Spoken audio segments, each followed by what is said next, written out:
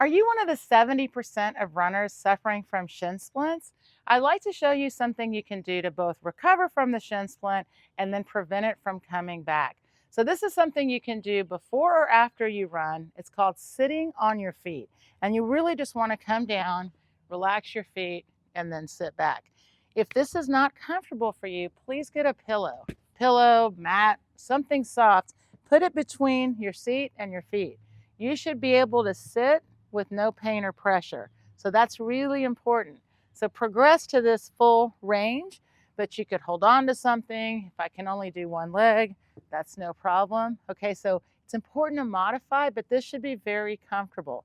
So that's the first thing I want to talk about. So I call that sitting on the feet. And again, this should just feel like, and you can feel a nice lengthening here. We also can call that stretching. It's really what you're doing is lengthening, but you can feel it's like a nice stretch, especially if you have a shin splint. All right, and then I'm going to curl my toes under to make sure to balance out. So you sit on the foot, and you want to flat, if you can, get the whole leg down, and then curl your toes under, and that'll really get the plantar. So you're getting both sides. We're going to talk about in a minute why am I getting these shin splints, but first I'll just show you. So sitting on your feet and curling your toes under, 30 to 60 seconds is enough. And if I'm going to do this before I run, you see I would move. See how I'm curling my toes under and then I'm sitting back. If I was done with my run, I'd probably hold it for a little bit longer, okay? So that's just called sitting on your feet. And what you're doing, of course, is you're starting to increase the range of motion in your ankles. Okay, so that's the second thing I want to talk about.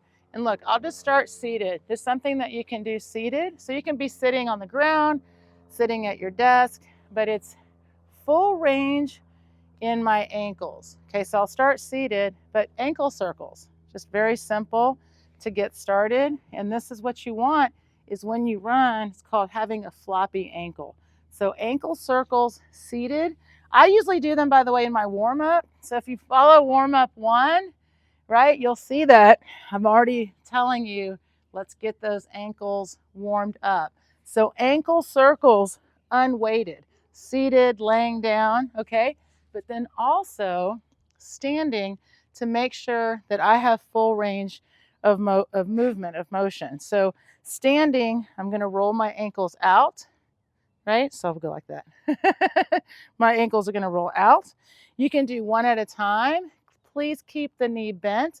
So see what I'm doing? I'm just moving the ankle through its own range. Now I'm going to roll in with the ankle. On this one, I would do one at a time. Just roll one in at a time. So again, I'm just going on ankle rotation. So we went out and then we came back in and we did those great circles. So that's something I would definitely do before a run and even throughout the day. Like the more you can have freedom of tension in your ankles, the better your run's going to be and the better your walk will be as well. Now during run, to me this is really, really important. Most people that get shin splints, it's from an active land and using too much active muscle. And we want to use more muscle elasticity and we want to use less active anything. No active landing. We just want to pull. So what I want you to really, really think about, and this is going to be again for my run, is we want to do the pull action. So we want to make sure that we do two things: activate muscle elasticity and pull up when we run. So very simple. And this is all in the warm-up 1, by the way, which I highly encourage you add into before you run. But if I'm in this bent knee position, bent elbow position, the ready stance, I'm going to lift my torso and I'm going to hop. So hopping is the foundation of your run.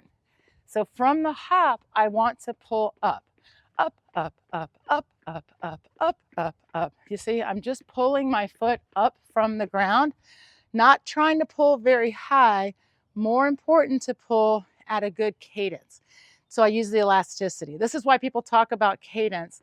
And we really recommend trying to get to 180. So we have metronome drills. However, for right now, I would just focus more on the thought of up and keeping my knees bent and pulling low, right? So if I'm in place, up, up, up, up, up, up, up, up, up. What's important is you want to also sense I only have one job, and that's pulling my foot up. The shin splint is an injury that comes from being on the ground. So if I'm on the ground getting ground injuries, my thought needs to be, I need to get off the ground. Well, how do I get off the ground? Well, I pull my foot up. So if you run and think about the correct run action, that is actually what is going to truly prevent that shin splint from coming back. The exercises, of course, will strengthen your foot, increase range of motion in your ankles. I mean, this is really important. Like, you really want to have ability for the ankle to be floppy. Just like a floppy wrist, you want a floppy ankle. So when you're running, you only pull the foot. And as soon as it's pulled, see, as soon as I pull my foot, ankle is relaxed, hamstring finishes the pull.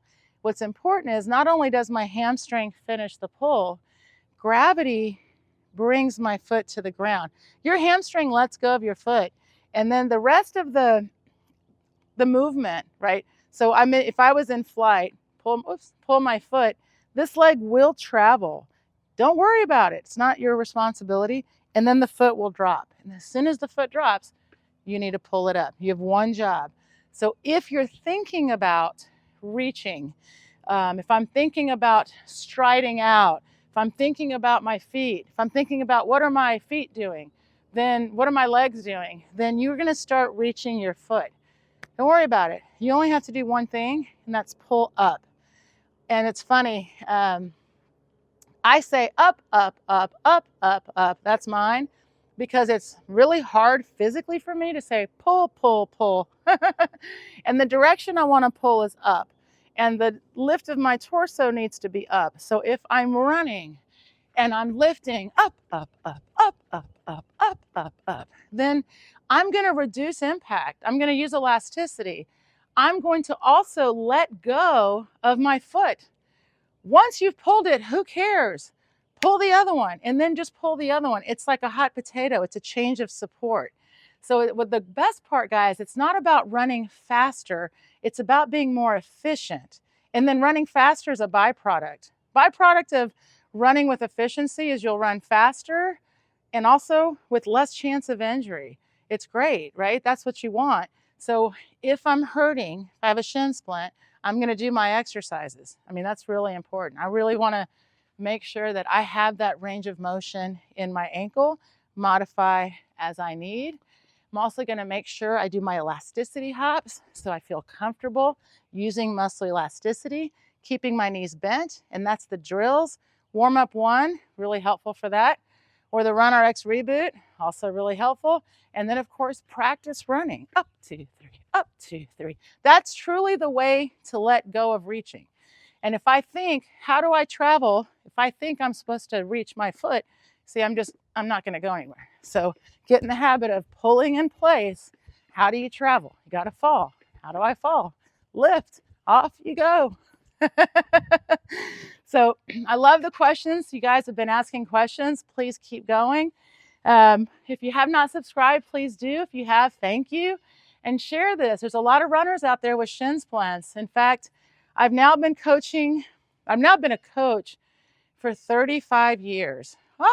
And I've been a running coach, specifically running coach, for 25 years. And I want you to know that I used to get shin splints all the time. And everyone's like, oh, everyone gets shin splints. No, you don't need to, I promise. It's so much fun to run without that thought of, it's going to hurt. So these little simple exercises really make a difference.